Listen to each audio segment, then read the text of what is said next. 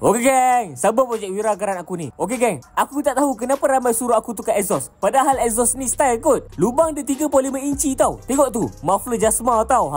Jangan tanya ori ke tak, sebab aku pun tak tahu. Tapi mungkin korang suruh tukar sebab rupa dia entah apa-apa dah kot. Jujur aku cakap memang dah kusam habis dah. Boleh rasa kasar dia. So hari ni aku nak cuba restore muffler Wira Geran ni. Okey, apa yang aku nak buat adalah first kali aku sembur dulu dengan degreaser geng. Tujuan sembur degreaser ni adalah untuk buang segala kesan-kesan kotoran yang degil yang ada dekat muffler ni. Aku gosok dengan span yang kasar sikit. Kalau guna boros dawai, nanti takut salah lah pula. Lepas tu aku bilas dengan air dari 7 telaga gunung.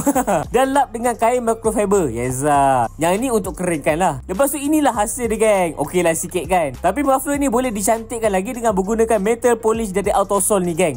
Ni barang memang baik geng. Aku beli ni dekat TikTok shop je geng. Korang boleh tengok dekat beg kuning dekat bawah. So cara nak guna dia senang sahaja geng. Korang ambil kain microfiber ni dan calik sikit metal polish tu. Lepas tu korang gosok je dekat muffler tu. Ikutlah korang nak gosok macam mana kan. Nak ke kiri ke, nak ke kanan ke, nak membulat ke, semua boleh. Okey, jom tengok perbezaan dia. Okey, belah sini yang belum polis lagi. Dan bila kita tengok dekat belah kanan ni kan, geng, memang cantik teruk weh.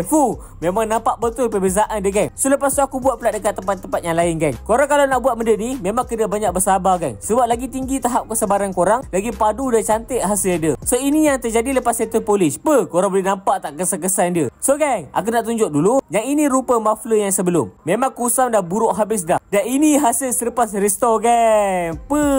Memang cun habis geng. Korang tengok tu, memang berkilat habis. Permukaan dia terus nampak macam cermin geng. Dekat cerah dalam tu pun aku tak lupa lap juga. Memang cun. So lepas restore ni, barulah muffler ni nampak cun dan payung habis. Jujur aku cakap geng, barang ni memang menjadi geng. Tak menyesal aku beli. So aku cadangkan muffler ni macam nak modify sikit lah. Aku rasa macam nak bagi tabur muffler ni, dia terkeluar sikit dari bumper. Tapi bukan semualah, terkeluar sikit je. So geng, settle dah restore muffler Wira Geran ni. Jangan lupa follow aku untuk update seterusnya.